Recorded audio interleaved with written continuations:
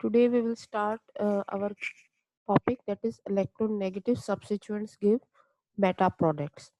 अब हमने पहले देखा था कि अगर इलेक्ट्रॉन विड्रॉइंग ग्रुप्स थे तो वो मेटा प्रोडक्ट दे रहे थे, और अगर बेंजीन रिंग के साथ लगे हुए जो ग्रुप्स हैं वो इलेक्ट्रॉन डोनेटिंग थे, तो उसमें हमारे पास ऑर्थो एंड पैरा प्रोडक्ट जो थी वो मेजर प्रोडक्ट के तौर पर आ रही थी।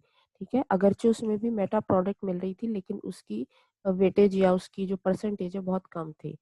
अब कुछ जो है ग्रुप्स ऐसे हैं जो कि जिनकी इलेक्ट्रोनेगेटिविटी डिफरेंस कार्बन के मुकाबले में जो ज़्यादा इलेक्ट्रोनेगेटिव है, और वहाँ पर इलेक्ट्रोनेगेटिविटी डिफरेंस जनरेट हो जाता है between carbon and the heteroatom, जो कि डायरेक्टली अटैच्ड है बेंजीन रिंग से। तो इस तरह के जो सब्स्टिट्यूएंट्स हैं वो मोस्टली जो है मेटा प्रोडक्ट देते हैं। अ फ्यू सब्स्टिट्यूएंट्स एक्सर्ट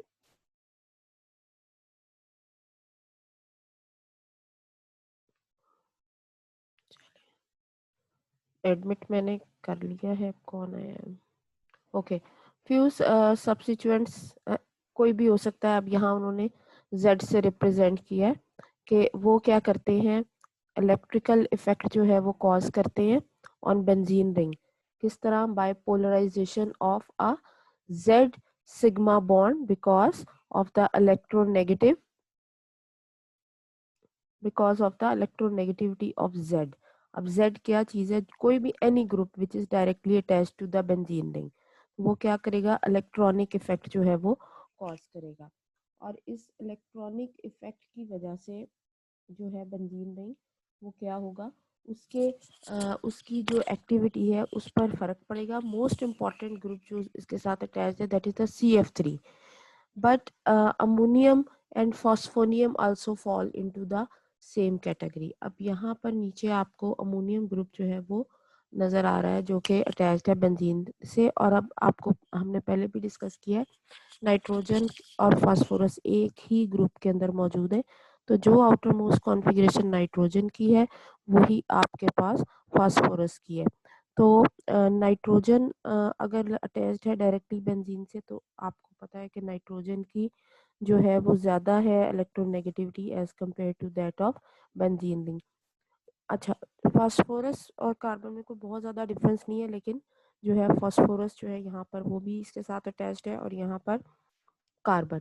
अब कार्बन, यहाँ पे भी कार्बन है और ये भी कार्बन, यानी रिंग का भी कार्बन और वो आगे भी कार्बन से अटैच है, लेकिन वो कार्बन आगे 3 जो है वो फ्लोरो ग्रुप के साथ अटैच्ड है। तो इसका मतलब क्या है कि ये इलेक्ट्रॉन, क्योंकि फ्लोरीन की इलेक्ट्रोनेगेटिविटी ज़्यादा है, तो फिर अब आप जो है इसका इलेक्ट्रॉन पेयर जो भी होगा वो फ्लोरीन की तरफ ज़्यादा जाएगा। तो ये अब आप इंडक्टिव इफेक्ट जो है उसको देख रहे हैं। ये हम इस तरह से एरो से शो करते हैं, जिसको हम कट कर देते हैं।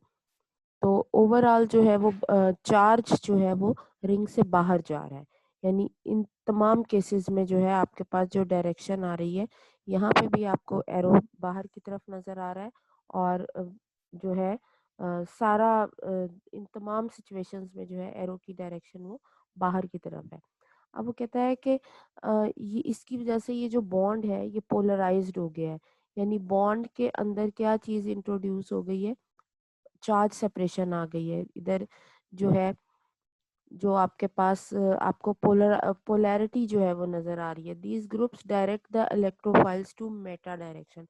अब अगर इस तरह के ग्रुप हैं जो कि चार्ज को रिंग से बाहर ट्रांसफ़र कर रहे हैं, वो क्या करेंगे, वो मेटा पोजीशन पर जो है वो इनकमिंग इलेक्ट्रोफाइल को डायरेक्ट करेंगे एंड रिड्यूस द रिएक्टिविटी। और क्योंकि रिंग जो है वो कब ज़्यादा इफेक्टिव होता है, जब उसके पास मैक्सिमम चार्ज हो, और जब उसका चार्ज जो है वो बाहर स्नैच आउट हो रहा है, तो फिर अब आपके पास जो रिंग है उसकी एक्टिविटी क्या हो जाएगी, उसकी कम हो जाएगी।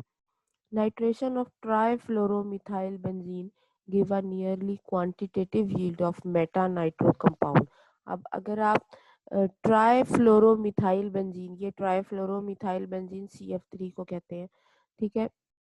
ट्राइफ्लोरोमिथाइल बेंजीन जो है उसकी अगर आप नाइट्रेशन करते हैं, तो वो कहता है कि आपको जो है वो मेटा नाइट्रो ग्रुप जो है मिलेंगे। So there can not be any significant ortho और पैरा प्रोडक्ट। ज़्यादातर आपको बल्कि बड़ा हिस्सा जो है आपको मेटा का ही मिलेगा, और ऑर्थो एंड पैरा का जो है वो कोई सिग्निफिकेंट इफेक्ट नहीं मिलेगा। तो अब आपने ट्राइफ्लोरोबेंजीन, ट्राइफ्लोरोमिथाइल बेंजीन, इसके अब वैसे अगर आप मिथाइल ग्रुप को देखें तो मिथाइल ग्रुप क्या है, ऑर्थो एंड पैरा डायरेक्टिंग है, लेकिन ये यहाँ पर पोलैरिटी आ गई है तो इसने इनकमिंग जो आपके पास इलेक्ट्रोफाइल है उसको ऑर्थो एंड पैरा के बजाय मेटा पोजीशन पर डायरेक्ट कर लिया है। तो आपने ये वाला जो है डिफरेंस ये देखना है कि वैसे अगर टॉल्वीन का केस था या आपके पास जो कोई भी मिथाइल ग्रुप मौजूद होता था जो रिंग के साथ अटैच्ड होता था तो इनकमिंग को वो मेटा पर वो सॉरी ऑर्थो एंड पैरा पर जो है वो डायरेक्ट करता था, लेकिन अब वही हमने मिथाइल रिप्लेस कर दिया है उस यानी मिथाइल ग्रुप ही है ना, 3 हाइड्रोजन हमने 3 फ्लोरो ग्रुप से जो है वो रिप्लेस कर दिए हैं। जब इस तरह की सिचुएशन आ गई है तो फिर आपके पास जो है वो बजाय इसके कि ये ग्रुप जो है वो इलेक्ट्रॉन डोनेटिंग होता है, ये इलेक्ट्रॉन विड्रॉइंग में कन्वर्ट हो गया और बजाय इसके कि ये कमिंग ग्रुप को ऑर्थो एंड पैरा पे डायरेक्ट करता तो अब ये किस पे कर रहा है, मेटा पे कर रहा है, क्योंकि इसमें पोलैरिटी इंट्रोड्यूस हो गई और इसने रिंग के चार्ज को रिड्यूस किया है। This reaction is important because reduction of the product gives the amines. अब नाइट्रो की जब भी आप रिडक्शन करते हो ना, अगर नाइट्रो ग्रुप लगा होता है तो उससे हमें अमाइनो ग्रुप मिलता है। तो दिस रिएक्शन जो है ये इसीलिए आपको जो है इसकी एक अच्छी यील्ड जो है वो मिल जाती है। अब ये आप उसी सारी बात को उन्होंने इक्वेशन की फॉर्म में दिया हुआ है कि आपके पास CF3 है जो कि आप समझ लें कि टॉल्वीन के बजाय आपको क्या दिया गया है, 3 हाइड्रोजन जो है वो 3 फ्लोरो ग्रुप से रिप्लेस किए गए। इसकी क्या की गई है, नाइट्रेशन की गई है, और नाइट्रेशन के लिए हमेशा आप सल्फ्यूरिक एसिड यूज़ करते हो ताकि नाइट्रोनियम आयन जनरेट हो। तो आपको जो प्रोडक्ट मिली है वो क्या मिली है, वो आपको मेटा प्रोडक्ट मिली है और ये 96% है, मतलब आपके पास एक बड़ी मिकदार में क्वांटिटी आ गई है नाइट्रेशन में। इसको रिड्यूस किया है स्टेनलेस के साथ कंसनट्रेटेड HCl में की प्रेजेंस में, तो हमें जो है वो नाइट्रो ग्रुप जो है वो अमाइनो ग्रुप में मिल गया और इसकी भी हमें 95% यील्ड मिली है। In drying the magnesium we need to produce the intermediate in which the cation is not delocalized। अब हमने जो है उसकी केटाइन जो है उसकी उसको इस तरह से ड्रॉ करना है कि उसकी जो कार्बन जो है जिसके साथ वो लगा हुआ है इलेक्ट्रॉन विड्रॉइंग ग्रुप, उस कार्बन के ऊपर जो है वो चार्ज नहीं ना आए। हमने उसका जब मैकेनिज्म ड्रॉ करना है तो इस तरह से ड्रॉ करना है कि जिस कार्बन के साथ वो ग्रुप अटैच्ड है, यानी आपके पास अगेन इप्सो कार्बन जो है वहां पर जो है वो आप कैटाइन जनरेट ना हो, यानी पॉजिटिव चार्ज जनरेट ना हो। ये हमने पहले भी देखा था कि जब भी मेटा पे अटैक होगा तो उसमें इप्सो कार्बन के ऊपर पॉजिटिव चार्ज नहीं आएगा। तो अब वो कहता है कि in other word the situation with electron withdrawing CF3 is the opposite with that of electron donating methyl. वही कंपैरिजन जो हमने अभी डिस्कस किया है कि मिथाइल के ही 3 हाइड्रोजन रिप्लेस किए गए हैं फ्लोरो ग्रुप से। तो मिथाइल हालांकि आर्थो एंड पैरा डायरेक्टिंग था, लेकिन CF3 जो है ये मेटा डायरेक्टिंग हो गया, तो उसी के साथ कंपेयर किया हुआ है।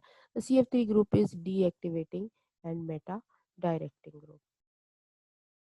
अब आपके पास जो क्या उसने कहा है कि जो CF3 है वो क्या है, वो आपके पास डीएक्टिवेटिंग है और मेटा डायरेक्टिंग है। अब ये आपको इसका एक ओवरऑल जो है वो स्ट्रक्चर वो नज़र आ रहा है कि आपके पास ये बेंजीन रिंग है जिसके साथ ऊपर जो है वो ओवरऑल ये जो 3 उन्होंने मैकेनिज्म्स के लिए स्ट्रक्चर्स ड्रॉ किए हुए हैं, तो उनको जो है वो इकट्ठा जो है वो उन्होंने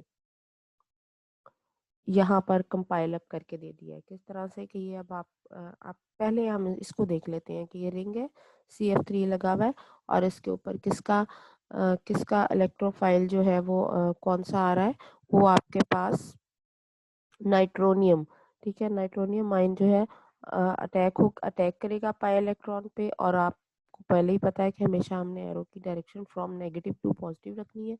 तो अगर जो अटैक जो है वो पाई इलेक्ट्रॉन पे हो रहा है, लेकिन हमने इसकी direction from pi electron to nitrogen इसकी तरफ करनी है, इनकमिंग इलेक्ट्रोफाइल की तरफ। अच्छा, उसके बाद अब जब ये आकर यहाँ पर अटैच्ड हो गया, तो यहाँ पर जो डबल बॉन्ड है वो ब्रेकअप होकर सिंगल में कन्वर्ट हो गया, और आपके पास जो है वो ये वाली जो कार्बन है, इसकी वैलेंसी जो है, जब ये डबल बॉन्ड की वजह से इसकी 4 थी ना, जब डबल बॉन्ड टूट गया, इसके साथ तो आके ग्रुप लग गया, लेकिन इसके पास जो है वो सिर्फ 3 ग्रुप्स जो इसके साथ अटैच्ड है, यानी 3 इसकी वैलेंसी जो है वो मौजूद है। तो इसके ऊपर आपके पास क्या चीज़ आ जाती है, पॉजिटिव चार्ज आ जाता है। 2 तो ये कार्बन बॉन्ड है ना, एक हाइड्रोजन लगा होगा, तो 3 ट्राइवेलेंट जब भी होगा कार्बन, यहाँ पर पॉजिटिव चार्ज आ गया। अब नेक्स्ट उसमें क्या है कि ये वाला प्रोटॉन जो है, ये वाला बॉन्ड इधर शिफ्ट होगा, जब ये बॉन्ड इधर शिफ्ट होगा तो फिर डबल बॉन्ड आ जाएगा, और ये आपके पास जो स्ट्रक्चर आ जाता है, यहाँ से ये वाला हाइड्रोजन जो है ये रिमूव हो जाएगा। अच्छा, अब आपके पास ये फाइनल प्रोडक्ट आ गई। तो इन तमाम मैकेनिज्म में जो चीज़ हमने देखी है वो ये देखिए कि जो पॉजिटिव चार्ज है वो उस कार्बन पर हरगिज नहीं आएगा जिसके साथ ये ग्रुप लगा है, यानी ये वाली this one is the इप्सो carbon, तो इप्सो कार्बन के ऊपर पॉजिटिव चार्ज नहीं आएगा।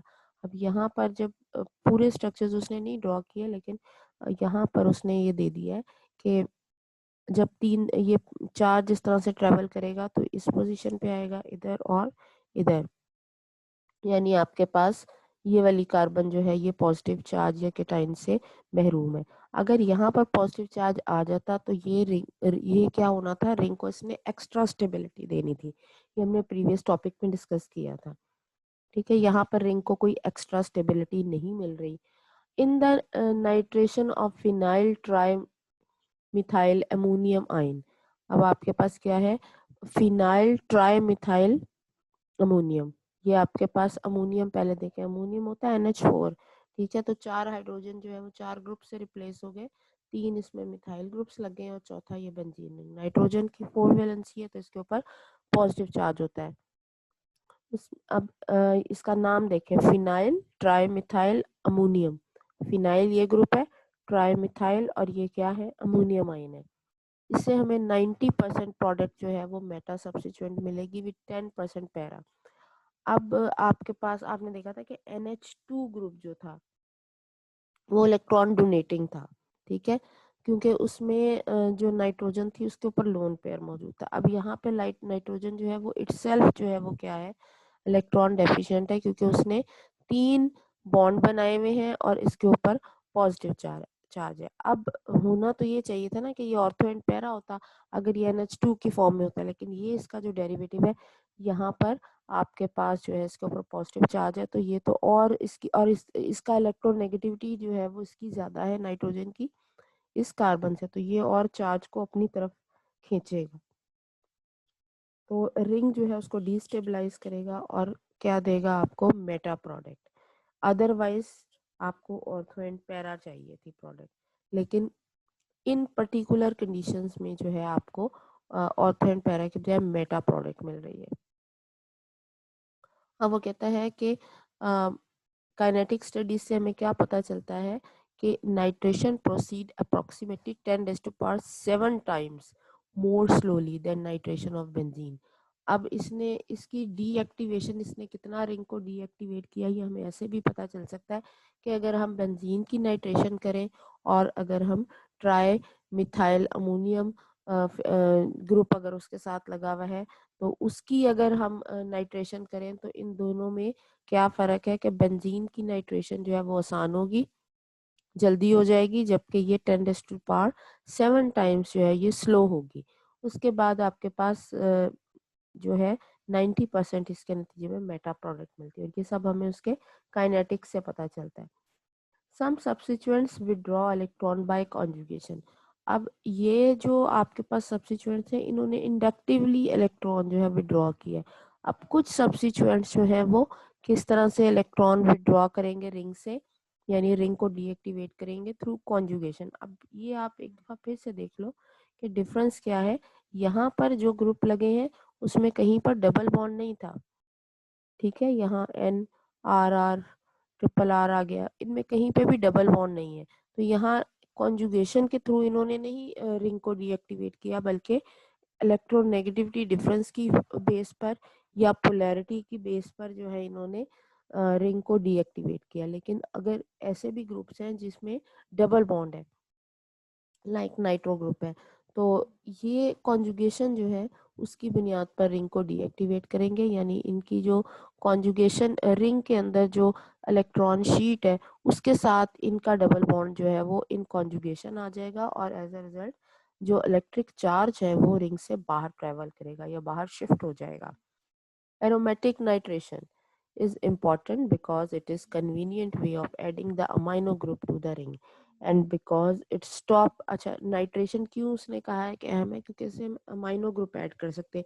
अमाइनो ग्रुप बड़ा सेंसिटिव ग्रुप होता है, तो उसको हम एट द स्पॉट जो है वो क्रिएट करते हैं, यानी नाइट्रो ग्रुप लगा देते हैं, और जब हमें ज़रूरत होती है कि हम अमाइनो ग्रुप में से कन्वर्ट करें, तो हम उसके साथ स्पेसिफिक रिएजेंट्स के साथ हम इसको रिड्यूस कर देते हैं और इसको अमाइनो में कन्वर्ट कर देते हैं। अगर अमाइनो रहेगा तो वो रिएक्टिव है, वो फिर हमें अगर हम डायरेक्टली अमाइनो ग्रुप से शुरू करते हैं तो वो फिर रिएक्शन के अंदर जो है वो सेंसिटिव ग्रुप है, लेबाइल ग्रुप है, तो वो हमारी रिक्वायर्ड प्रोडक्ट के बजाय हमें कुछ और ही मिल जाता है। अब आपके पास जो है नेक्स्ट आ जाता है कि further nitration is possible but stronger conditions must be use. अब हमने इसकी अगर एक नाइट्रो ग्रुप आ गया, अगर हम मजीद इसके अंदर नाइट्रो ग्रुप्स इंट्रोड्यूस करवाना चाह रहे हैं तो फिर आप क्या करते हैं, फिर आप इसकी फर्दर जो है वो कंडीशंस को हम ड्रास्टिक कर देते हैं। यानी अगर हमने एक ही दफ़ा नाइट्रेशन करानी है तो आपने नाइट्रिक एसिड दिया, सल्फ्यूरिक एसिड दिया जी, नाइट्रोबेंजीन। अब मज़ीद आप नाइट्रो ग्रुप इसमें इंट्रोड्यूस करवाना चाह रहे हैं तो आपने नाइट्रिक एसिड और सल्फ्यूरिक एसिड तो देना ही है, लेकिन आपने नाइट्रिक एसिड फ्यूमिंग दे देना है ज़्यादा कंसनट्रेटेड, और रिफ्लक्स भी करना है और टेम्परेचर भी बढ़ा देना है। तो कंडीशंस आपने कंपैरेटिवली जो है वो हार्श कर दी।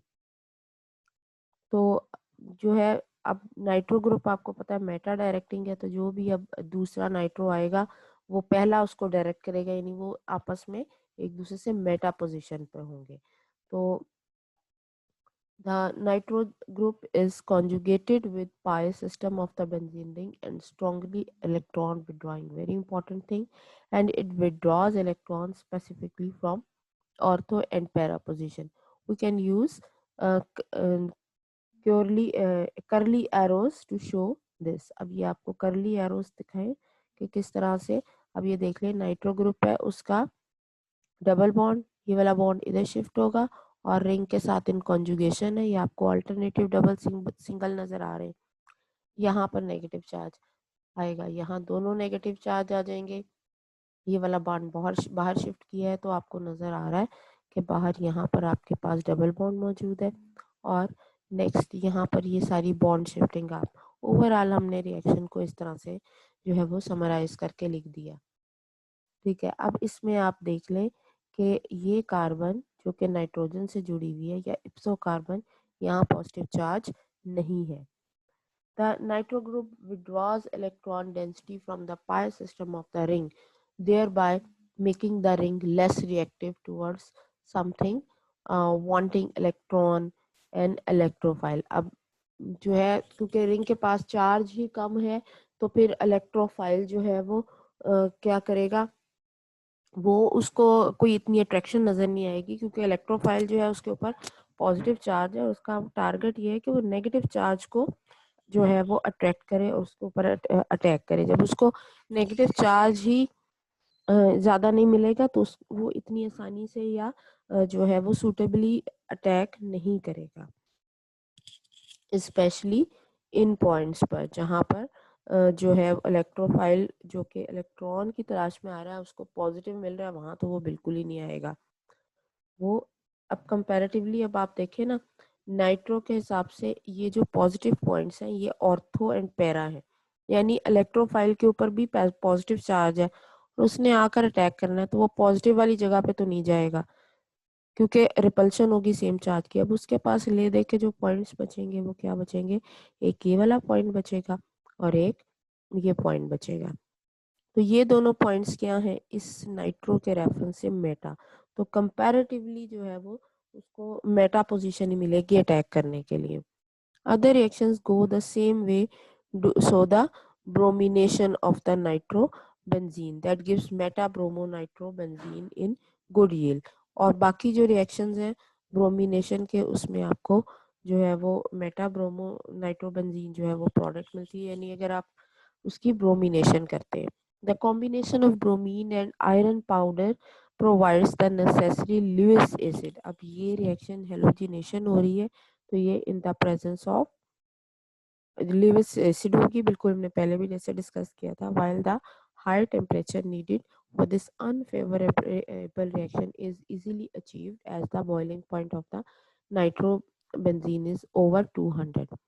और आप आसानी से ये इसको हाई टेम्परेचर पे करवा लें क्योंकि हमें कोई फिक्र नहीं है कि हमारा जो रिएक्टेंट है या हमारा जो सबस्ट्रेट है वो डीकम्पोज हो जाएगा क्योंकि उसका बॉइलिंग पॉइंट ही 200 से ऊपर है.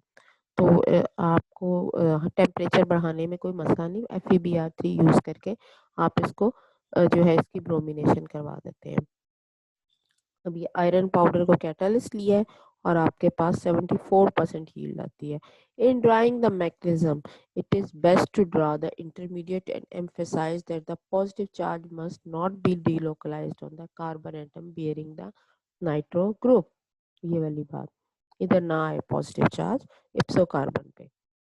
अब ये आपने इसका मैग्नीशियम आप देख लें FeBr3 जो है उसके साथ आकर अटैच्ड हो जाता है और फिर ये आप एरोस की डायरेक्शन देख लीजिए. यहाँ से बॉन्ड ब्रेकअप FeBr4 बन के अलग हो जाएगा और यहाँ पर Br पॉजिटिव जो है वो जनरेट या ब्रोमोनियम आइन जो है वो जनरेट होगा और वो इस रिंग के साथ अटैच्ड हो जाएगा और इन द एंड आपको ब्रोमिनेटेड नाइट्रोबेंजीन प्रोडक्ट मिलती है. Nitro is just one of the number of groups that are also deactivating towards the electrophiles and meta directing. ये क्या है, ये deactivate भी करता है रिंग को और meta directing है because of electron withdrawal by conjugation. These include carbonyl groups. अब जितने भी कॉन्जुगेटेड सिस्टम्स जो हैं नाइट्रोजन के साथ अटैच हैं, लाइक अगर या नाइट्रोजन के अलावा आपके पास जो है वो कोई भी कॉन्जुगेटेड सिस्टम है लाइक कार्बोनिल, नाइट्रोजन के साथ तो ऑक्सीजन लगा होता है ना NO2. अब कार्बोनिल में भी आपके पास जो है वो कॉन्जुगेटेड सिस्टम है. कार्बोनिल ग्रुप कौन कौन से हो सकते हैं? एल्डिहाइडिक हो सकते हैं, कीटोन्स हो सकते हैं, एस्टर्स हो सकते हैं, साइनाइड्स एंड सल्फोनेट्स.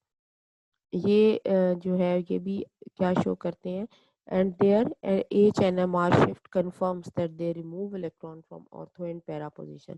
और जब हम इसका प्रोटॉन NMR देखते हैं तो उसमें भी हमें ये चीज़ कंफर्म होती है कि ऑर्थो एंड पैरा पोजीशंस के ऊपर ही आकर जो है वो अटैक करेंगे. वहाँ से सॉरी इलेक्ट्रॉन प्रोटॉन को जो है वो वहाँ पर चार्ज डेंसिटी जो है उसको रिड्यूस करते हैं.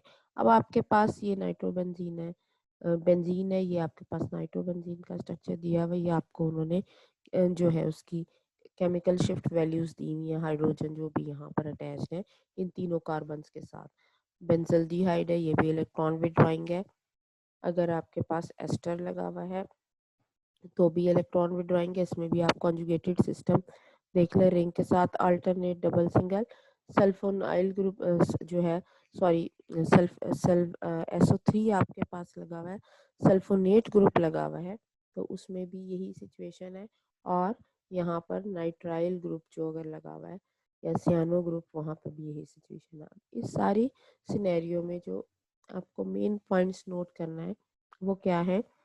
Each of the compound contains unit pH is equal to Y, where Y is the pH. X क्या है? pH आपके पास फिनाइल ग्रुप है, X any ग्रुप जो कि उसके साथ अटैच्ड है, that is doubly bonded with Y, where Y is an electronegative atom, usually oxygen. अब ये Y आपके पास क्या होगा? आपके पास ऑक्सीजन हो सकता है. In each compound all the protons resonate further downfield relative to downfield relative to benzene. इन तमाम में जो तमाम प्रोटॉन्स हैं वो क्या करेंगे? बेंजीन के मुकाबले में जो है वो डाउनफील्ड. अब ये डाउनफील्ड अपफील्ड अब हम इसको NMR में जाके पढ़ेंगे. यहाँ पर अभी आप इसको जो है बस गो थ्रू कीजिए. NMR आप पढ़ेंगे तो आपको इन टर्मिनोलॉजीज की सारी समझ आएगी. The protons are less shielded than those of benzene. Because the electron density is in the carbon is less. अब ये प्रोटॉन्स जो हैं आपके पास इसमें ये कम शील्डेड है, यानी इसके साथ इनके ऊपर जो इलेक्ट्रॉनिक चार्ज है, जितना भी किसी हाइड्रोजन के पास ज़्यादा चार्ज होता है हम कहते हैं वो ज़्यादा शील्डेड है। अगर वो आगे उसके करीब नेबरहुड में कोई ऐसा एटम होता है जिसकी इलेक्ट्रोनेगेटिविटी ज़्यादा होती है तो वो चार्ज को अपनी तरफ खींच लेता है, तो उसकी जो शील्डिंग है वो कम हो जाती है। ये हम NMR में डिस्कस करेंगे। The protons in the Meta position have the smallest shift. ये सारा NMR से रिलेटेड है, आप आगे आ जाए। आगे आपके पास ये क्या है, आपके पास जो है वो कार्बोनिल ग्रुप, कार्बोक्सिलिक ग्रुप लगा हुआ है COOMe, सॉरी ये आपके पास उसका मिथाइल एस्टर आ जाता है ना। तो इसकी अगर नाइट्रेशन की है तो यहाँ पर भी आपके पास कॉन्जुगेशन मौजूद है। तो जो कमिंग ग्रुप है नाइट्रो ग्रुप, जो कि आकर इसके साथ जो है वो मेटा पोजीशन पर अटैच हो जाएगा। उसके बाद अगर आप इसको इन कंडीशंस में जो है वो ट्रीट करेंगे तो यहाँ से आपके पास दोबारा से ये जो आपके पास एस्टर ग्रुप लगा हुआ था या मिथाइल लगा हुआ था कार्बोक्सिलेट ग्रुप के साथ, तो वो आप रिलीज हो जाएगा और दोबारा से हमें क्या चीज़ मिल जाती, कार्बोक्सिलिक एसिड। ठीक है, तो ये नाइट्रोबेंजोइक मेटा नाइट्रोबेंजोइक एसिड आपको एज अ प्रोडक्ट मिल जाती है। अब वो कहता है कि an interesting example of a reaction with a ketone is the sulphonation of anthraquinone. ये आपको एंथ्राकिनोन का स्ट्रक्चर दिया हुआ है, इसमें आपको नजर आ रहा है कि ये कीटोन है, इसकी sulphonation that is very interesting. Many dyestuffs contain this unit.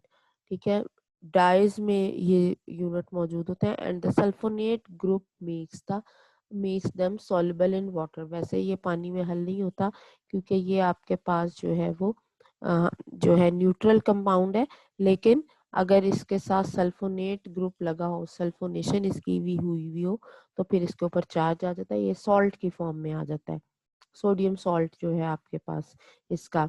तो वो कहता है कि इसमें आपके पास जो सल्फोनेशन होगी तो वो किस तरह से होगी, सल्फोनेशन की वजह से ये वाटर सॉल्युबल हो गया।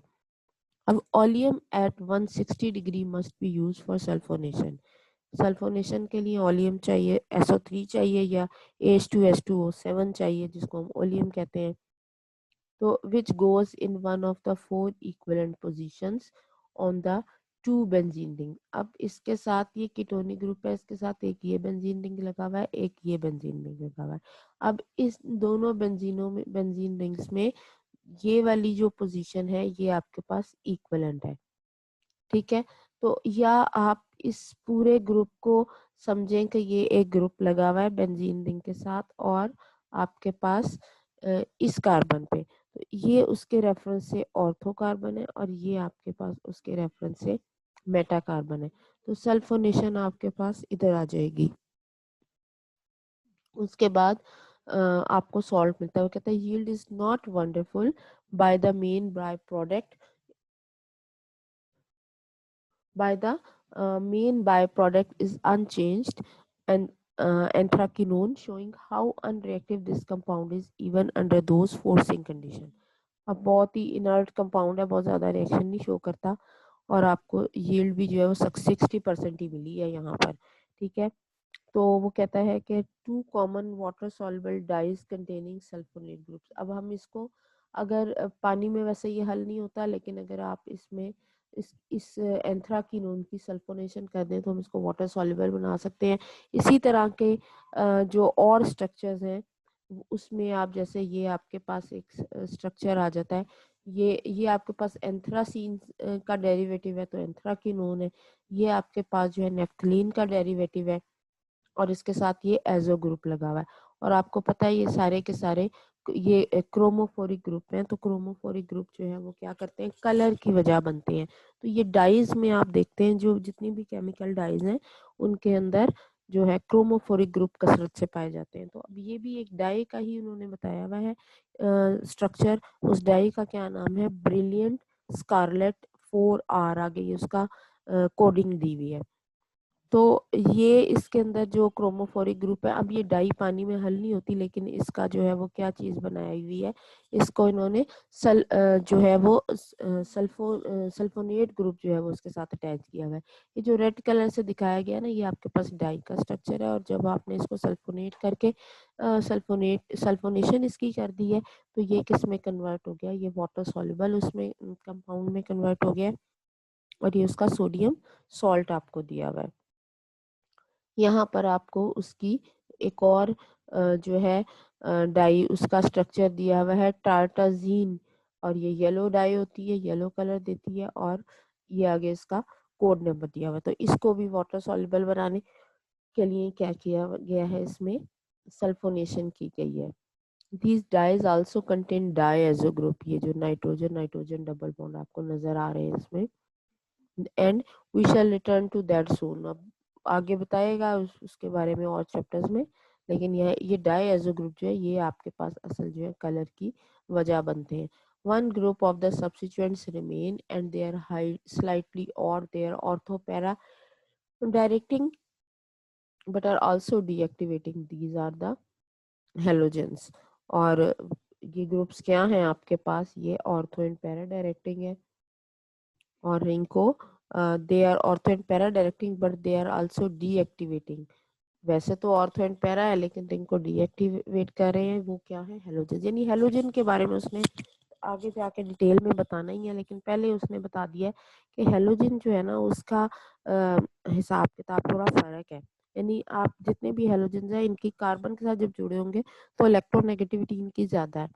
यानी आप इसको कहें कि इंडक्टिवली जो है वो इलेक्ट्रॉन्स को रिंग से बाहर लेके जाएंगे, विड्रॉ करेंगे, लेकिन इन सब के पास जो है वो लोन पेयर्स भी हैं, तीन तीन लोन पेयर्स मौजूद हैं, तो वो उसको डोनेट भी करते हैं, तो वो इलेक्ट्रॉन डोनेटिंग भी इनका है बिहेवियर।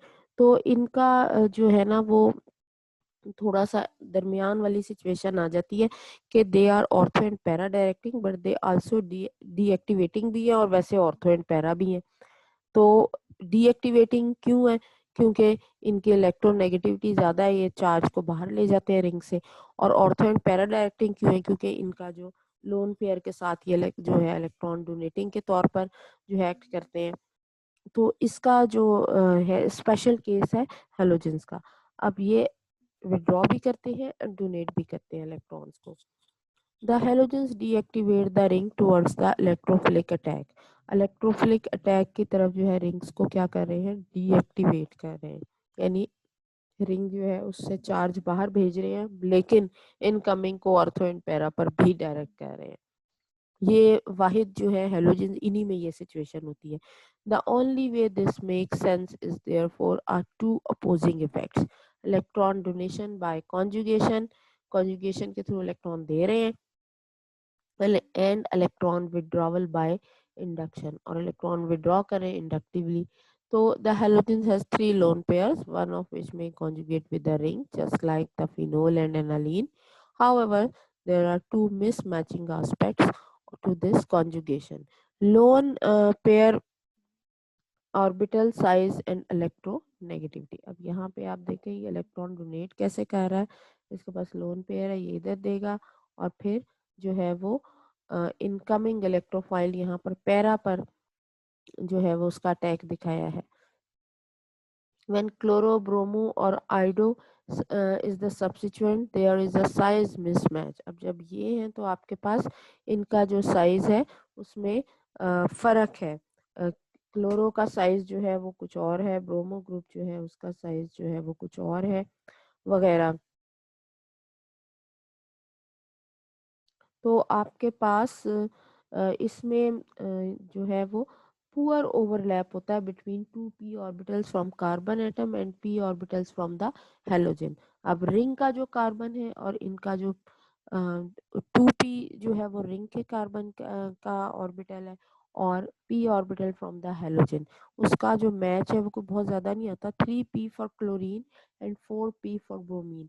अब क्लोरीन में डेफिनेटली एक प्रिंसिपल क्वांटम नंबर बढ़ गया, ब्रोमीन में और बढ़ गया, और आयोडीन में एक और बढ़ गया। बाकी तो कॉन्फ़िगरेशन वही है, लेकिन जो है वो प्रिंसिपल क्वांटम नंबर जो है वो बढ़ता जाएगा. This size mismatch is clearly illustrated by comparing the reactivities of aniline and chlorobenzene. अब कंपेयर करना है रिएक्टिविटीज को एनालीन की और क्लोरोबेंजीन की. Chlorine and nitrogen have approximately same electronegativity. ठीक है, लेकिन यानी difference in electronegativity between carbon and chlorine जितना है उतना ही कार्बन एंड नाइट्रोजन है. तो एनालीन में कार्बन नाइट्रोजन है और जो क्लोरोबेंजीन में कार्बन क्लोरीन. डिफरेंस सेम आ रहा है but aniline is much more reactive than chlorobenzene because of the bet. लेकिन फिर क्या है, क्यों एनालीन बेहतर है, ये कंपैरिजन आपसे पूछा जा सकता है. Because the better overlap between the carbon and nitrogen 2p orbitals. अब क्योंकि उसके जो 2p ऑर्बिटल्स हैं कार्बन के और नाइट्रोजन के, उसमें जो है आपके पास ओवरलैप अच्छा आ जाता है. फ्लोरीन जो है उसमें 2p orbitals are right size to overlap well with the carbon 2p orbital. Fluorine के जो 2p है उसका साइज छोटा होता है और वो जो है वो कंपैटिबल होते हैं किसके साथ, 2p ऑर्बिटल्स ऑफ द जो आपके पास रिंग है उसकी कार्बन के. But the orbital of fluorine are much lower in energy. लेकिन उसमें क्या है जी, एनर्जी उनकी कम है. वैसे उसके साथ मैच कर रहे हैं साइज में लेकिन एनर्जी कम है than the orbitals of carbon. Since fluorine is so electronegative, क्योंकि इलेक्ट्रोनेगेटिव वो इलेक्ट्रोनेगेटिविटी जो है उसकी बहुत ज़्यादा है. Also more electronegative substituents, the better is the electron withdrawing by induction. और जो इलेक्ट्रोनेगेटिव ज़्यादा होगा वो इलेक्ट्रॉन विड्रॉइंग ज़्यादा होगा. तो फ्लोरो ग्रुप में उसने क्या बात की है कि फ्लोरो ग्रुप में जो है वो साइज तो इक्वल है लेकिन फ्लोरो इलेक्ट्रोनेगेटिव ज़्यादा है तो वो इलेक्ट्रॉन को अपनी तरफ जो है वो खींच लेगा. When we looked at the aniline and phenol, we didn't mention any electron withdrawal by induction, even though both oxygen and nitrogen are very electronegative. तो हमने क्या चीज़ मेंशन नहीं करनी है, electron withdrawal by induction through both oxygen and nitrogen are very electronegative. The conjugate electron donation was clearly more important since both compounds are much more reactive towards electrophiles than benzene. तो दोनों जो है वो conjugate electron conjugation के through donate करते हैं तो जो है वो क्या है, बोथ आर रिएक्टिव. अब आगे उसने क्या बताया है, towards electrophiles than benzene. So we didn't point out that aniline is more reactive than phenol because nitrogen is less electronegative than oxygen, so better able to donate the electron into the pi system. अब सारी घूम फिर के बात वही आ जाती है कि एनालीन जो है वहाँ पर जो है वो इलेक्ट्रॉन, वहाँ पर हम डिफरेंस इन इलेक्ट्रोनेगेटिविटी एनालीन और जो है आपके पास उसका जो हेलो जो आपके पास क्लोरोबेंजीन है उसमें सेम ही आ रहा है. लेकिन फ़र्क यही है कि एनालीन जो है वो इलेक्ट्रॉन डोनेट करेगा और जो आपके पास हेलोजन अगर लगा हुआ है तो वो इलेक्ट्रॉन डोनेट करेगा इंडक्टिव, लेकिन कॉन्जुगेशन के थ्रू ज़रूर करेगा लेकिन इंडक्टिवली वो इलेक्ट्रॉन विड्रॉइंग है क्योंकि डिफरेंस इन इलेक्ट्रोनेगेटिविटी जो है वो इलेक्ट्रॉन्स को बाहर की तरफ जो है वो खींचेगा.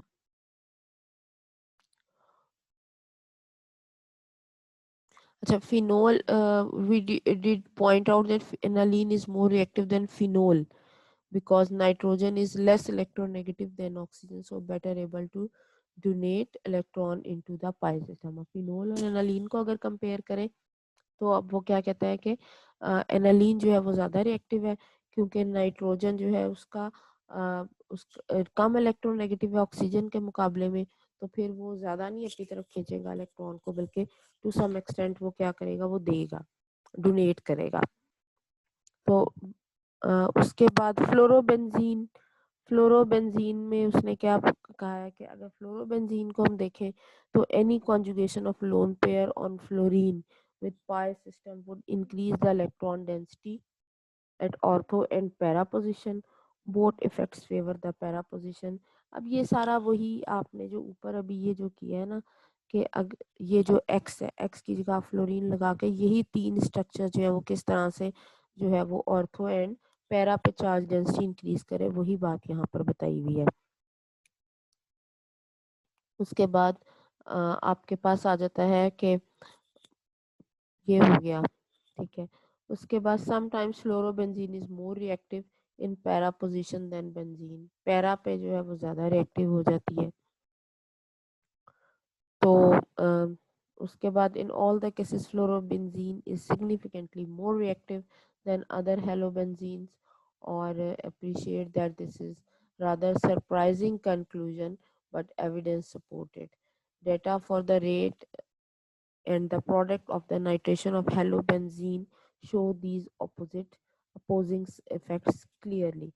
अब फ्लोरोबेंजीन जो है वो उसने क्या कहा है कि ये ज़्यादा रिएक्टिव है बाकी हेलोबेंजीन के मुकाबले, यानी क्लोरोबेंजीन और ब्रोमो और आइडोबेंजीन के मुकाबले में ज़्यादा जो है वो रिएक्टिव है। हालांकि इसमें इलेक्ट्रोनेगेटिविटी डिफरेंस फ्लोरीन का सबसे ज़्यादा आ जाता है ना यहाँ पर, क्योंकि मोस्ट इलेक्ट्रोनेगेटिव एलिमेंट है पीरियोडिक टेबल में। तो ये तो मैक्सिमम चार्ज अपनी तरफ खींचेगा, रिंग को डीएक्टिवेट करेगा, लेकिन इसका ये वाला जो इफेक्ट है वो इलेक्ट्रॉन विड्रॉइंग इफेक्ट जो है वो इतना स्ट्रॉन्ग नहीं है, बल्कि ये इलेक्ट्रॉन डोनेटिंग जो है वो इसका ज़्यादा एक्टिव है और इसका ओवरलैप अच्छा होता है, जिसके नतीजे में जो है वो इसने ऑर्थो एंड पैरा पोजीशंस पर रिंग को एक्टिवेट करता है। अब नीचे आपको एग्जांपल दी हुई है, ये जो टेबल दिया हुआ है इसमें जो आपके पास फिनाइल ग्रुप है उसके साथ फ्लोरो लगा हुआ है, तो आपको ऑर्थो पोजीशन पर 13% प्रोडक्ट मिल रही है और पैरा पर 86% मिल रही है, और आपको जो नाइट्रेशन रेट है वो बेंजीन के मुकाबले में 0.18 टाइम्स ज़्यादा है। अगर फ्लोराइड के बजाय क्लोरो ग्रुप हो तो फिर हमें ऑर्थो प्रोडक्ट जो है वो ज़्यादा मिलती है, जबकि पैरा प्रोडक्ट कम मिलती है, ठीक है। और बाकी भी आपके पास कंपैरिजन दिया हुआ है। तो आप अगर क्लोरो के बजाय ब्रोमो ग्रुप है तो यहाँ पर आपके पास जैसे जैसे आपके पास डिफरेंस इलेक्ट्रोनेगेटिविटी यहाँ आप देखें कम हो रहा है, ऑर्थो पे सब्स्टिट्यूशन बढ़ रही है, ठीक है। यहाँ सबसे ज़्यादा था तो ऑर्थो पे सबसे कम है, यानी उसने सबसे ज़्यादा अपने जो करीब वाले कार्बन है ना उनको डीएक्टिवेट किया, और जो सबसे ज़्यादा दूर है उसको वो एक्टिव हो गया, ठीक है। तो यहाँ पर अब आपने ये वाला देखना है सिनेरियो कि यहाँ पैरा पे उसने बढ़ा पे एक्टिविटी बढ़ गई है और ऑर्थो पे कम होगी। ऑर्थो पे तो उसके बिल्कुल करीब है ना, तो इन्फ्लुएंस ज़्यादा, तो वो इलेक्ट्रॉन अपनी तरफ उसने खींच लिए इंडक्टिवली। तो जबकि पैरा पर जो है वो डिस्टेंस मैक्सिमम आ जाता है, तो वहां पर उसको उसने मैक्सिमम एक्टिवेट कर दिया है। इसी और क्लोरो में जो है हर एक में तकरीबन वही सिचुएशन है कि पैरा में ज्यादा है, लेकिन ऑर्थो का अगर सिर्फ बाकी हेलोजेंस के मुकाबले में इनका आपस में अगर कंपैरिजन करो तो फ्लोरो ग्रुप जो है वो सबसे लीस्ट सूटेबल है कि वो ऑर्थो पर अटैक को अलाउ करे, और आयोडो ग्रुप जो है वो आपको मैक्सिमम प्रोडक्ट दे रहा है आर्थो पे। अब the more electronegative atom withdraws electron density most from the ortho position. अभी सारी कहानी का जो निचोड़ है वो इस 2.5 लाइनों में आपको नजर आ रहा है। The relative rates follows a U shape sequence. The fluorobenzene nitrate more quickly, इसकी नाइट्रेशन बहुत तेजी से होती है, but not as fast as benzene, followed by iodo and then chloro and bromobenzene. This is a result of two opposing effects: electron donation by conjugation and electron withdrawal by inductive effect. Both are running parallel. In practical terms, it is usually possible to get high yield of para products from these reactions. Para product की ज़्यादा yield जो है वो practically हमें मिल रही है, but nitration and sulfonation of bromobenzene give enough material to make the synthesis worthwhile. Though the mixtures of product are always bad in a synthesis. तो mixture अगर प्रोडक्ट आपको मिलती है तो आपको प्योर प्रोडक्ट तो नहीं ना मिली, आपको जो है वो 3-4 तरह की चीज़ें मिल रही हैं प्रोडक्ट में। ऑर्थो पे एक में ग्रुप मिल रहा है, एक में पैरा पे मिल रहा है, एक में मेटा पे मिल रहा है, तो ये हमारे लिए इतनी सूटेबल चीज़ नहीं है। कोशिश ये होती है कि मैक्सिमम एक ही प्रोडक्ट बेशक मिले, लेकिन वो मैक्सिमम मिले या जो है उनकी उसकी रेशियो जो है वो इतनी ज़्यादा हो कि हम उसको मेजर प्रोडक्ट को कंसिडर कर सकें। तो वो कहता है कि electrophilic aromatic substitution is usually simple to carry out on large scale to make separation of the major product of workable method. हाँ जी, अब ये आपको नीचे इक्वेशन दी गई है, इसको आप देखें। आपको ब्रोमोबेंजीन दिया गया, अगर आप सल्फोनेशन कर रहे हैं, ओलियम के साथ ट्रीट कर रहे हैं, फॉलोड बाय NaCl, उसका सॉल्ट बना रहे हैं, तो सल्फोनेशन से आपको जो है वो सल्फोनिक ग्रुप यहाँ पर आ गया और यहाँ पैरा पे आया है बेंजीन के मुकाबले में, और आपको 68% यील्ड मिल रही है। जबकि अगर आप इसकी नाइट्रेशन करते हैं तो आपको पैरा पर 70% यील्ड मिलती है। और 68% of sodium para-bromo benzene sulfonate can be achieved by recrystallization of sodium salt from the water। तो दोबारा से रिक्रिस्टलाइज कर दें, 70% यील्ड जो है वो किस तरह से मिलेगी, बाय अगेन इसको हम जो प्रोडक्ट है इसको रिक्रिस्टलाइज करेंगे एथेनॉल के साथ। Summary of directing and activating group. अब यहाँ पर ये आपने जितना अभी तक पढ़ा है उसका एक उन्होंने बड़ा अच्छा सा बना के आपको टेबल दे दिया है कि we can summarise the stage we have reached in terms of activation and direction. Electronic effect, सबसे पहले आप अगर NR2 ग्रुप है या OR है तो डोनेट करेगा इलेक्ट्रॉन्स बाय कॉन्जुगेशन और एक्टिवेट करेगा रिंग को, और एक्टिवेटिंग है तो फिर ऑर्थो एंड पैरा डायरेक्टिंग है। अल्काइल ग्रुप डोनेट करेंगे जस्ट बाय इंडक्टिव इफेक्ट, और आपके पास जो है वो एक्टिवेटिंग ग्रुप है, और ज़्यादातर एक्टिवेटिंग जो है वो ऑर्थो एंड पैरा है, सिवाय आपके पास हेलोजेंस के। ठीक है, वो mostly ortho para but sometimes Meta. Conjugation के जरिए डोनेट करेंगे इलेक्ट्रॉन एंड विड्रॉ करेंगे बाय इंडक्टिव इफेक्ट। अब ये हेलोजेंस आ गए और ये अगरचे डीएक्टिवेटिंग है लेकिन ये ऑर्थो एंड पैरा डायरेक्टिंग है। इंडक्टिव इफेक्ट के जरिए ये अगर CF3 और NR3 है तो ये इलेक्ट्रॉन विड्रॉ करेंगे, और जो है वो डीएक्टिवेटिंग है, और मेटा डायरेक्टिंग ग्रुप्स है। विड्रॉवल बाय कॉन्जुगेशन, अब ये सारे जो है ये डबल बॉन्ड वाले आ गए, ये वेरी डीएक्टिवेटिंग, और आपको मेटा प्रोडक्ट जो है वो देंगे। Why do some reaction stop cleanly at mono substitution. अब ऐसा क्यों होता है कि बहुत सारे रिएक्शन मोनो सब्स्टिट्यूशन पे आके रुक जाते हैं। Reaction such as nitration sulphonation, यानी एक दफ़ा उसमें सब्स्टिट्यूशन होगी फिर आगे फर्दर, क्योंकि अब देखें ना जैसे ये आपके पास है तो इसके अंदर नाइट्रिक एसिड मौजूद है, यहाँ पे आ गया तो बाकी पोजीशंस पर भी नाइट्रो ग्रुप लग सकता है, तो लेकिन वो मोनो सब्स्टिट्यूशन आके जो है वो रुक जाती है। यानी एक आप देखें यहाँ भी जो है वो एक ही सब्स्टिट्यूएंट लगा है और यहाँ भी एक ही सब्स्टिट्यूएंट लगा है, ज़्यादा नहीं आके लगे। यानी ये भी तो हो सकता था ना कि इधर भी नाइट्रो लग जाता, इधर भी लग जाता, तो 3 पॉइंट्स पे सब्स्टिट्यूशन हो जाती फिनोल के। लेकिन वो कहता है कि ऐसा क्यों है कि ज़्यादातर रुक जाता है, उसकी अब यहाँ पर उसने वजूहात दी है। और they stop cleanly after single substitution unless there is also strongly activating substituents. Even then it may be possible to stop after a single substitution.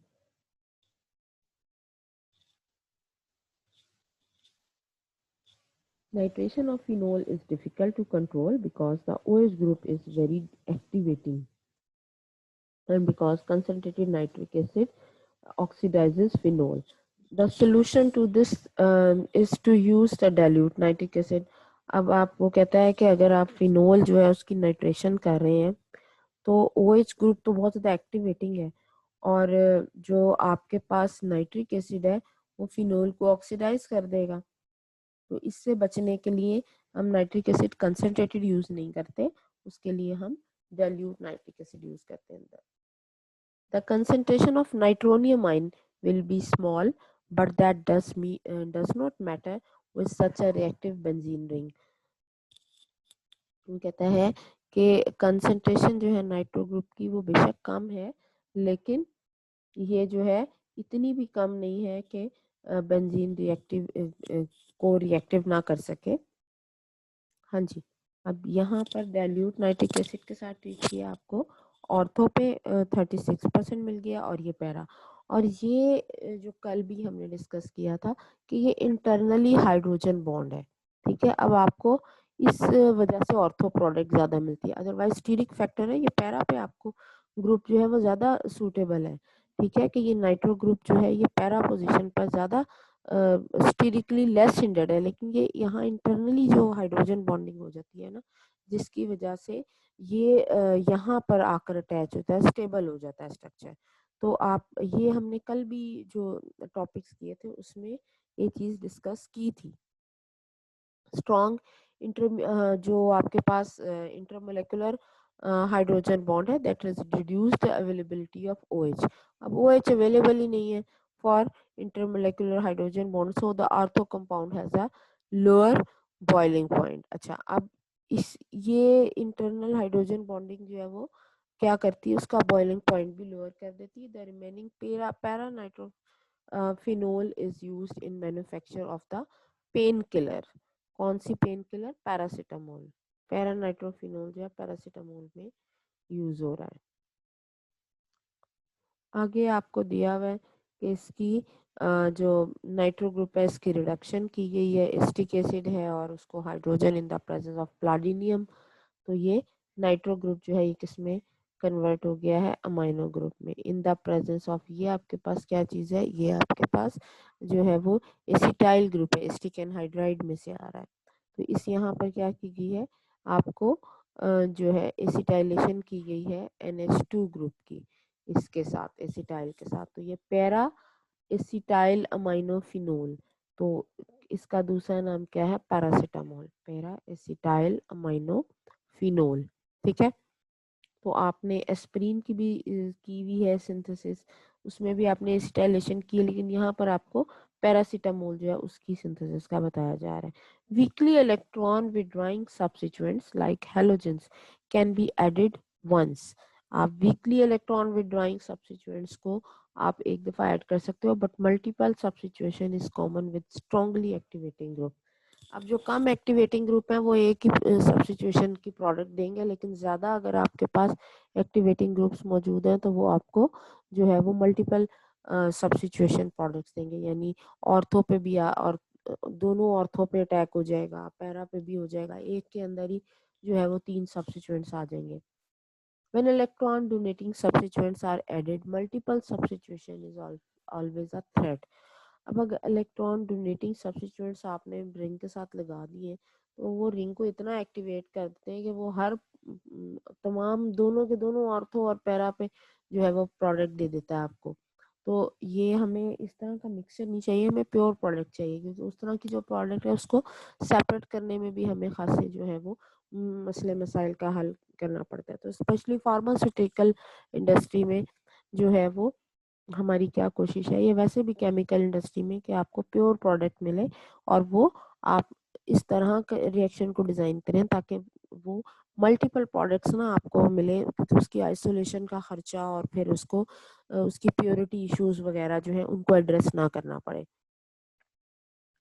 तो वो कहता है कि now you see why adding nitrogen as a deactivating nitro group is such an advantage. अब nitrogen को आप जो है वो किस तरह से डीएक्टिवेटिंग ग्रुप के तौर पर जो है वो यूज कर सकते हो ताकि जो है वो आपको एक ही प्रोडक्ट मिले।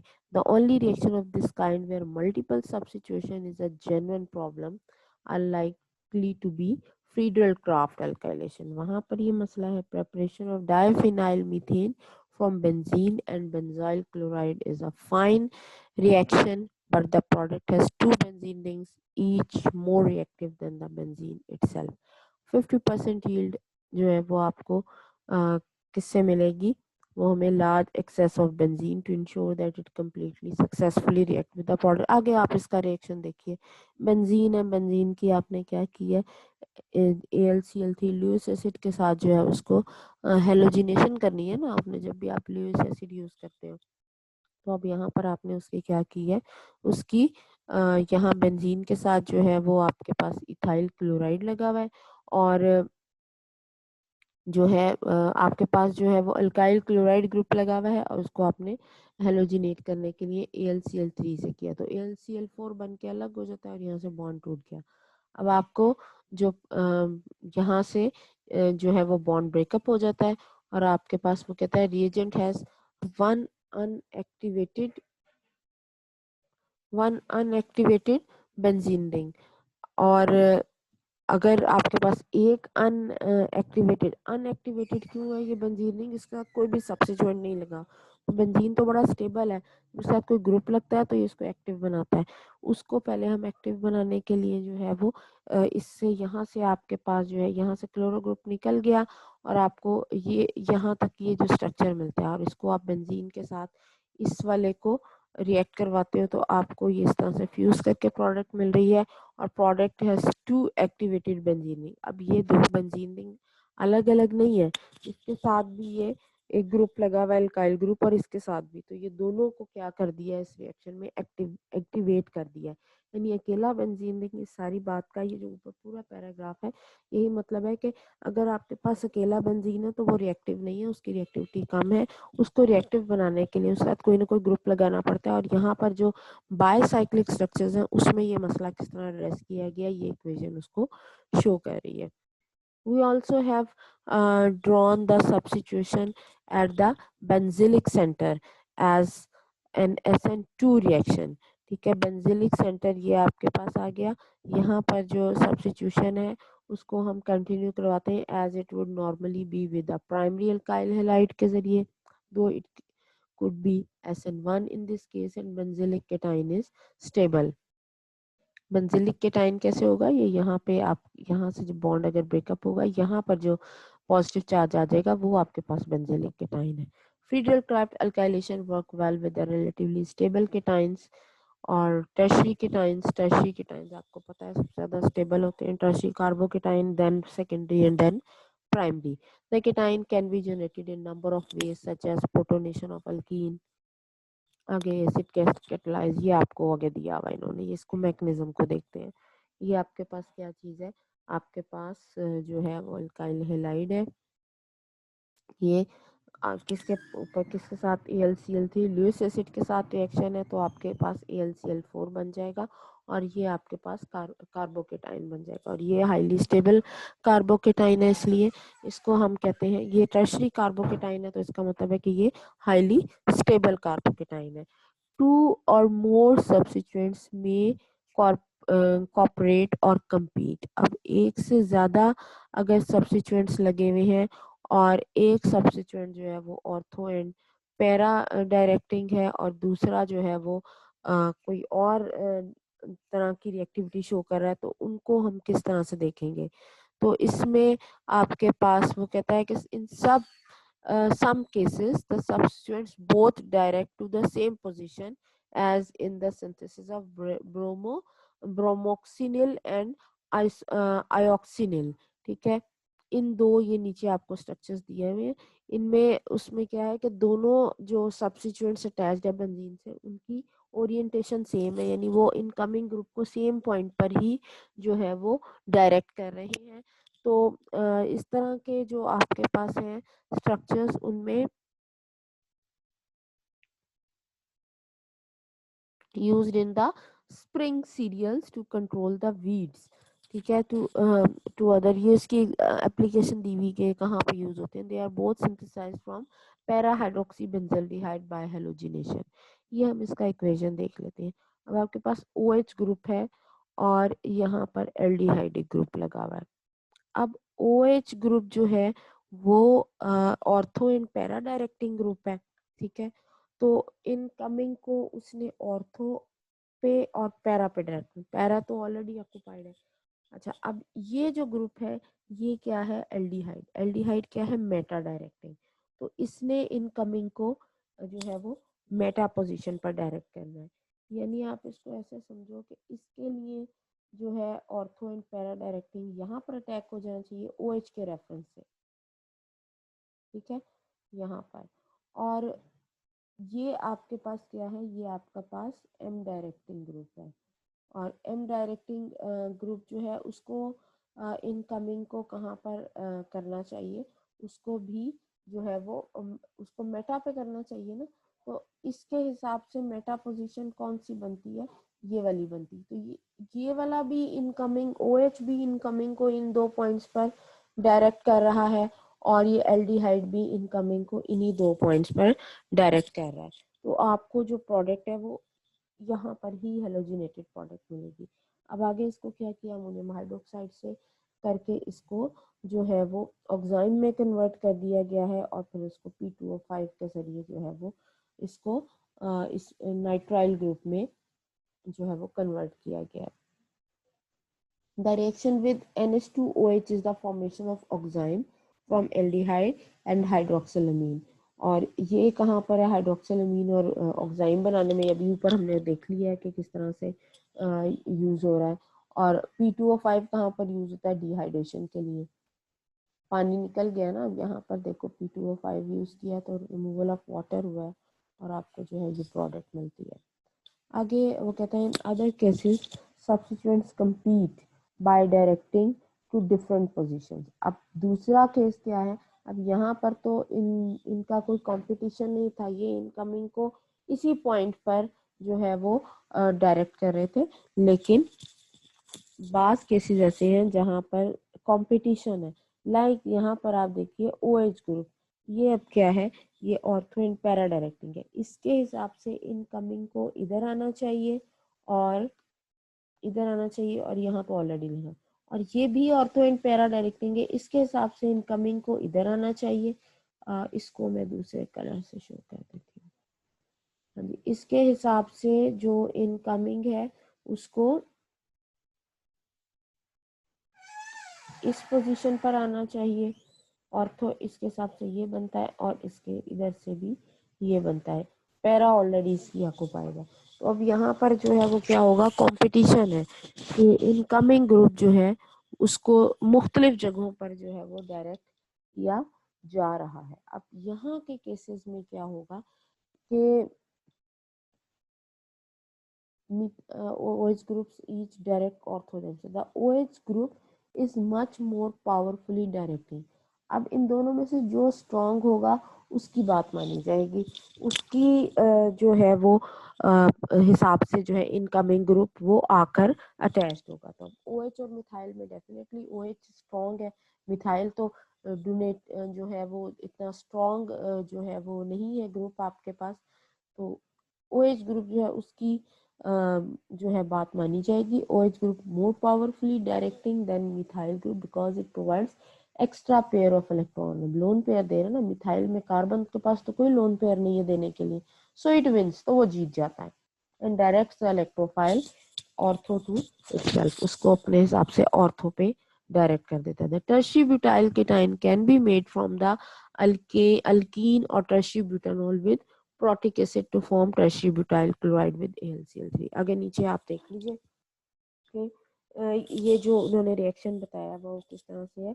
ये आपके पास जो है वो टर्शियरी, ये आपके पास अल्कीन ग्रुप आ जाता है ना, जो आके यहाँ पर इसके ऊपर अटैक करेगा सल्फोनिक ग्रुप पे, और आपके पास जो है उसका फर्दर अटैक होगा इधर पाई इलेक्ट्रॉन का। तो ये अब आपके पास जो है वो टर्शियरी अल्काइल ग्रुप लग गया। अब सल्फोनिक ग्रुप इधर से प्रोटॉन ले जाएगा, एब्स्ट्रैक्ट कर लेगा, और आपको ये प्रोडक्ट मिलती है। फिर इसको बार बार करेंगे, यानी और इसमें आप एक्सेस में रिएजेंट्स ऐड करेंगे तो ये दूसरी भी ऑर्थो पोजीशन ऑक्युपाई होगी।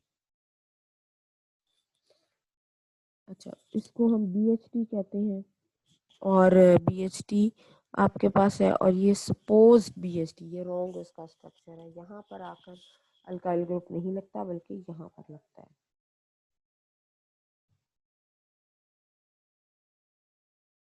और इवन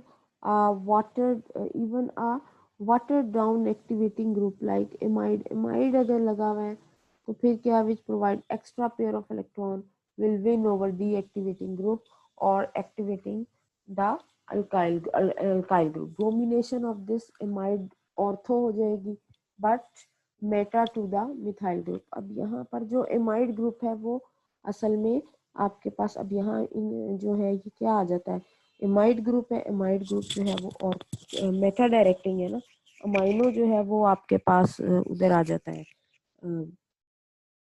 ये आपके पास जो है एमाइड जो है विच provide extra pair of electron will win over a deactivating group और एन एक्टिवेटिंग अल्काइल ग्रुप। अच्छा यहाँ पर सॉरी, यहाँ पर जो एमाइड ग्रुप है और यहाँ मिथाइल, इन दो का कंपैरिजन है।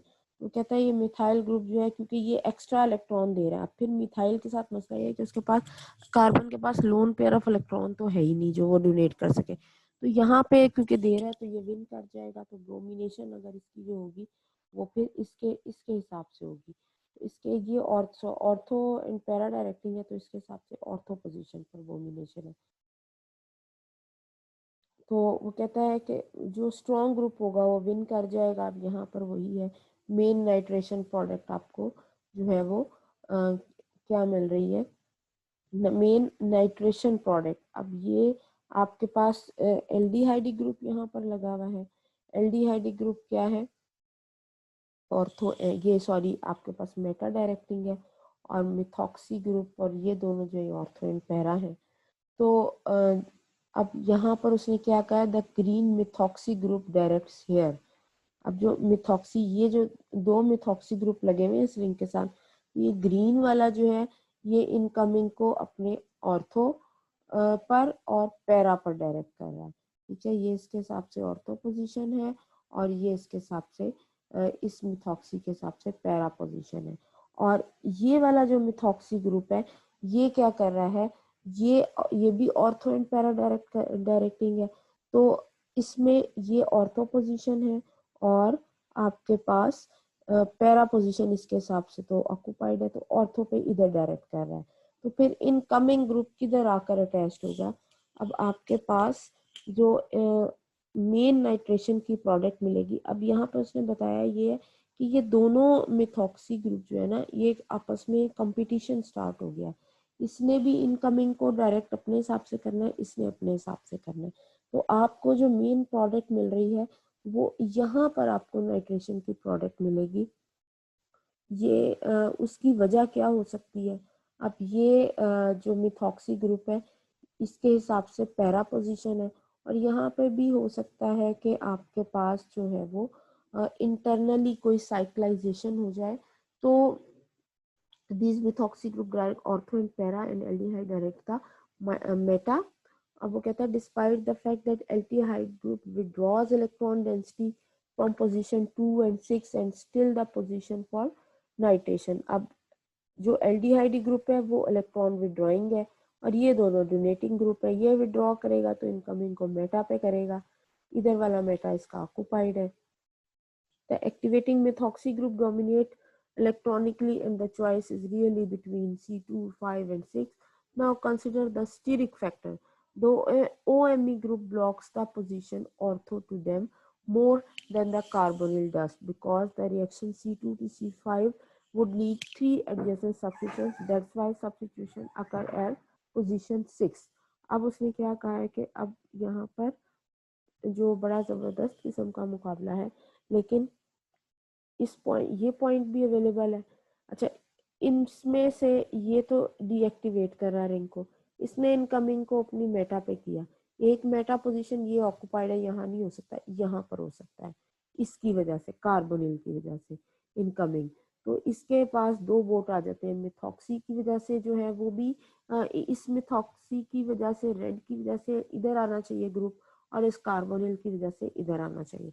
लेकिन इस ये वाला मिथॉक्सी विन कर जाता है क्योंकि अगर इधर आके इनकमिंग ग्रुप लगेगा या आपके ये इसमें इसके हिसाब से ये पोजीशन जो है ये डीएक्टिवेटिंग है और यहाँ स्टीरिक फैक्टर आ जाएगा, जबकि इस पोजीशन पर जो है वो इंटरनली जो है वो बॉन्ड की एडजस्टमेंट हो जाती है और आपके पास मैक्सिमम चांसेस हैं कि आपको प्रोडक्ट जो है ये 6 नंबर कार्बन पर जाकर मिले।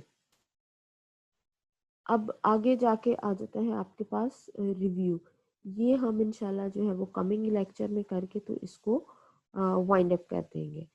तो अब अगर आप if you want to ask something तो मैं आपका जो है वो ओपन कर देती हूँ।